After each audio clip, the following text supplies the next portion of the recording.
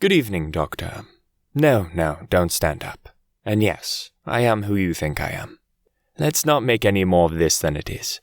You know my number, and I know enough about you to make a duplicate that even your mother wouldn't be able to tell apart from the real you. No, that's not a threat, just a fact. Now, as to my business here, it seems you have stumbled upon something above your clearance. Well, no, stumbled is not the right word. Dug up? Perhaps, and you are getting to the point where further digging would end up in some fairly lethal gunshot wounds. This would be a sad state of affairs, as you are otherwise quite a good researcher. Therefore, you are getting something very few people in the Foundation ever get. An explanation. Yes, we were alerted when you first started digging into SCP-001. Every researcher who's been around a while looks into it. Most are satisfied when they uncover the angel with the flaming sword. It's buried under enough levels. But then you started looking into the factory, and that is when I knew you wouldn't stop. So, here it is. Plain and simple. The factory is SCP-001. But it will never be written up. It was a choice I made early on in the creation of the Foundation, and a choice I still stand by. You researchers are far too curious. I'm not sure which scares me worse, that we'll never understand the factory, or that we one day will. Well, I'm sure you're eager to learn more. The factory was built in 1835. Back then, it was known as the Anderson Factory, named after James Anderson, a rather well-to-do industrialist. It was built in, well, we'll just say America, and it was the largest factory yet designed. A good mile across at its widest, 3 stories tall throughout, with a special 7-story tower by the front gate that Anderson lived in. It was designed to be the ultimate factory, capable of taking care of everything, including the housing of workers. People could be born, work, live, and die without ever leaving the confines of the factory. And work they did on everything from cattle raising and slaughtering to textiles to everything else under the sun. Now, no one knows whether James Anderson was actually a Satan worshipper. It's just as likely that he followed some kind of pagan gods. What is known is that he was very exact in the building of his factory and in the placement of his machinery within it. Survivors claim the floor was engraved with arcane symbols that were only visible when blood flowed across them. But then the survivors claimed a lot of things. What is known is that Anderson made his money on the blood and sweat, and sometimes body parts of the lower class. His journals indicate he thought of them as less than human, being put on this earth only to serve his will. Of course, at that time, no one knew about his predilections, and so people flocked to the factory. A place to work and live at the same time? Well, of course people wanted in. Never mind the harsh hours, working conditions, sadistic security force, and all the rest. Factory workers were forced to work 16-hour days, work only shutting down on Sundays between sunrise and sunset. Workers were not given individual rooms, instead sharing rooms with 8 other people, sleeping in shifts of 3. Medical attention was unheard of. If you were injured in the course of your duties, which most people were, you were expected to just keep working. Anyone too injured to work was dragged off by the security, never to be heard from again. For 40 years, the Anderson factory cranked out all sorts of things for people. Meat, clothes, weapons, never mind that the beef might be mixed with human. Don't care that the weapons were forged in blood. No attention need be paid that the clothes were dyed with... well, you get the idea. Rumors leaked out, but the products were so good, why bother? Until someone got out. I never met the brave soul who managed to escape, but she managed to meet with President Grant, and in 1875, he enlisted my aid. At the time, I was... well, it doesn't matter. We'll say I was in the military, kind of, and that my people were the same. 150 good men and some few women, who were often given jobs that weren't supposed to be common knowledge. We'd been cleaning out some of the Confederate holdouts and some of the worst things we found down south. So, we did some research, didn't like what we saw, and went in, loaded for bear. I don't actually remember much about the night it all went down. Most of it blends together in my head. I get flashes, sometimes, of the people chained to the line, living next to dead, and damned hard to tell which was which. Children working underneath machines, the majority of their flesh scoured from their bones by the great wheels and cogs. And the other things. No, I'm alright. I haven't thought about that night for a very long time. The security force wasn't much of a problem, but then Anderson's creations showed up. He'd been taking the injured workers and, well, experimenting on them. Men, if you could call them men, with multiple arms sewn together, some of them combined with animals, horrible monstrosities out of mankind's worst nightmares. They kept coming, wave after wave of not quite living creatures. I lost a lot of good people that night. And then we found Anderson's breeding pits. Girls as young as 8, chained to the walls, forced to be nothing more than... I'm sorry. Even today, more than a century later, the memory makes me see red. When we finally found Anderson cowering in his office, we hung him from his tower window with his own entrails. As he died, he laughed, saying it didn't matter. We could kill him, but his factory, the factory, would go on. He was still laughing 24 hours later, when we finally cut him down, had him drawn and quartered, and then burned the remains. The entire time, he uttered blasphemies that I don't like to think about. We spent a week cleaning that place out, freeing the workers, putting down the things we found in the basements with many lightless rooms. We pulled out things that were useful, stocked them in a house near the gate, tried to make sense of everything. 150 of us went into the hell pit that night, and only 93 came out. By the end of that week, we were down to 71. But the things we found in there, my God. Well, you've been with the Foundation a while. They wouldn't seem as amazing to you. But we found toy guns that shot real bullets, a yo-yo that would flay the skin from anyone it touched, hammers that only worked on human flesh, a breed of skeletal horses that ran faster than anything we'd ever seen, cloaks that seemed woven from the night itself and let men access the shadowy dimension that... I get away from myself. We found tools, both wondrous and horrible, and we were faced with a choice. I gathered my highest ranking, well, we'll call them officers, to me, and we tried to figure out what we could do. They all had opinions. The chaplain, he had gone a little crazed, thought all the objects might be miracles sent from God, holy relics to be worshipped. Marshall and his little toady Dawkins thought there was a fortune to be made here, making and selling these things to the highest bidder. The Injun, we all called Base due to his deep speaking voice, he called these things an abomination and declared that we should hunt down and destroy everything we could find. And Smith thought we should take this stuff back to the president. The only one without an opinion was the old man, but he never said much of anything anyways. We argued for hours, days, trying to work it out. Me? I thought we were sitting on a gold mine all right, but that we could use these things, these objects, to hunt down some of the scary things we'd run into down south, the other monsters this world had to offer, and use this factory for good, as a place to contain these things, find a way to make them work for our fellow man, or at least protect our fellow man from having to deal with them. I'm sure you can figure out what happened. The chaplain snuck away in the night with his devotees, taking a couple of small items with him. Marshall we kicked out when we found him abusing his authority. He promised he'd get revenge, and that little Dawkins shit led the rest of their group off with some of the juicier items. Base and his people tried to light the whole damn thing on fire, and then just left when it didn't work.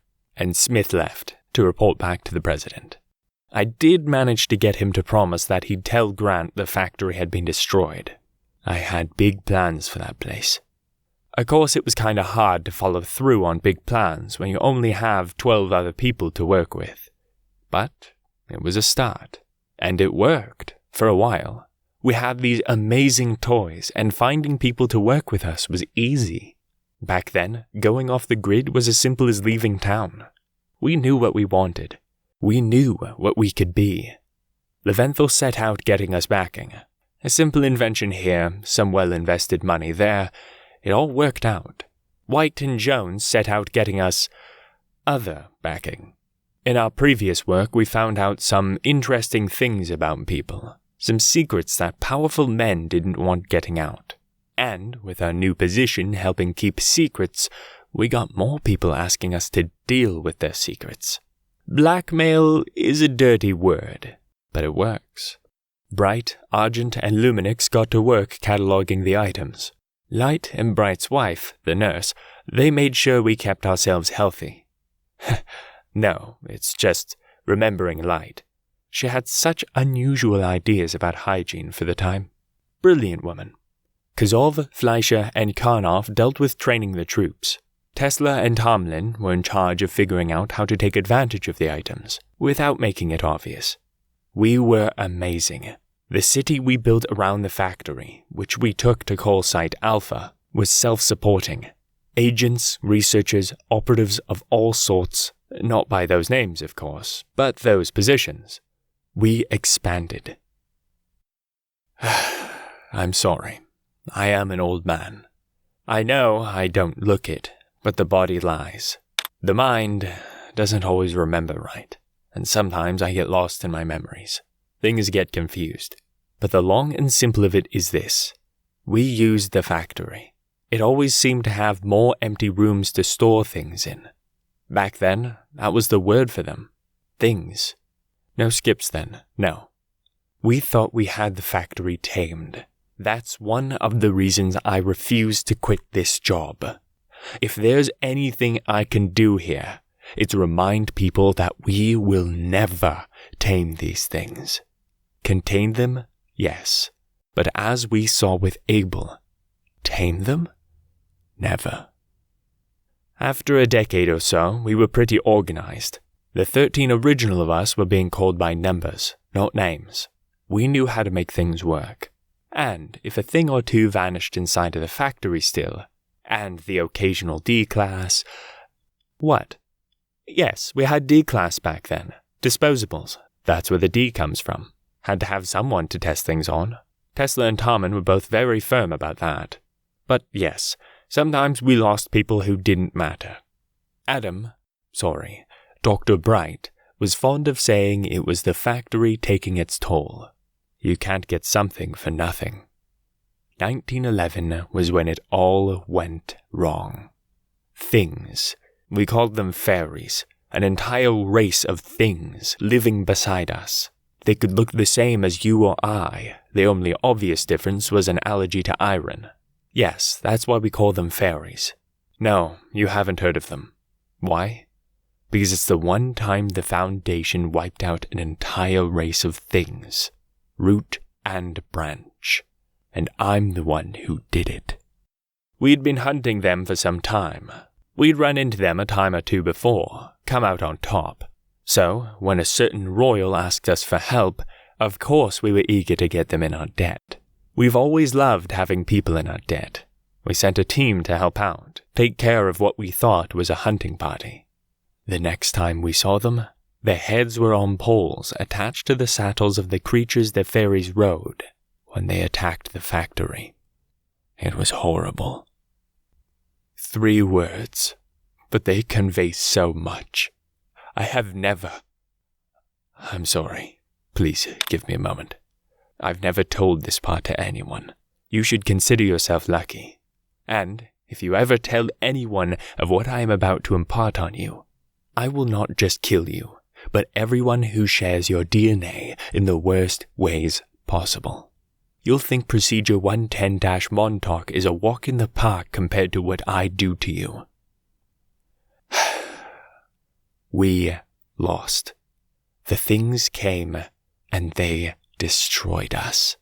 Rode over our emplacements, slaughtered our people, shrugging off weapons like they were nothing. I watched my 13 go down, left and right, just trying to hold the factory. And I, their leader, their friend, their father figure, godfather to the Bright's 4 young children, confident, sometimes lover, always the confessor, I ran like a scared little schoolboy deep into the dark guts of the factory. I was chased by the things, always just one step ahead. I could hear them behind me, feel their breath upon my neck, and I came to a door I'd never seen before. A bronze door covered in Arabic script of some sort. I've never been one for languages, especially not the curvy bullshit the Musclemen use. But I didn't care. They were coming for me, and I threw the door open and dived through it. Everything inside was different. There was a feeling of peace, that nothing could hurt me here. The light was this dark red, but still felt right. My ears were filled with the steady thrumming of a gigantic heartbeat, and in front of me were the remains of Anderson. It spoke to me then, but I'll be damned if I could tell you exactly what it said. What it told me was more meaning than exact. It offered me hope. It told me that each of the things we had used from the factory, no matter what we did to them, fed it, helped it grow. But if the fairies took the factory, they would destroy it, and we couldn't have that. It offered me a deal. It could remove this event, make it never happen. All I needed to give it was us. I didn't want to. I knew it was a bad idea. But then I saw them again. My family, my friends, dead. Dead by the hands of those bastards. I agreed. It smiled, and I found myself once more upon the ramparts watching the horde of fairies crest the hill. My foundation alive once more. In my hands was a weapon.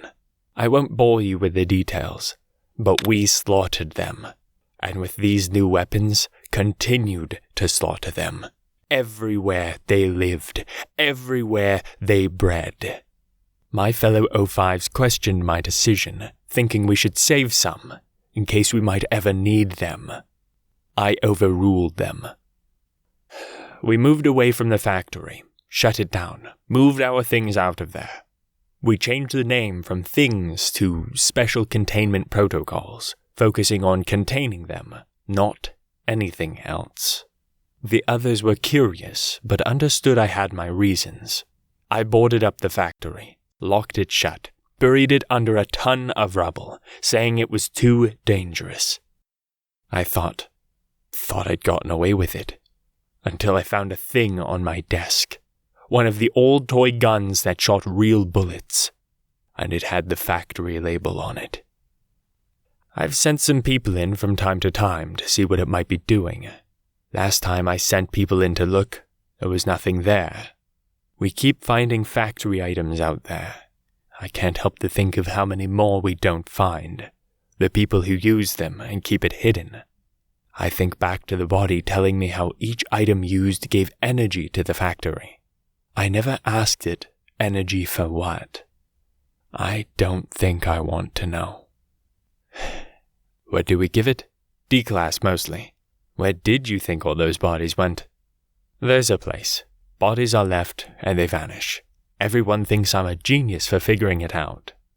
Sometimes I have to feed it other things. Researchers, agents. They never know it's coming. It just reaches out and takes them. But in the end, we're doing more good by being here.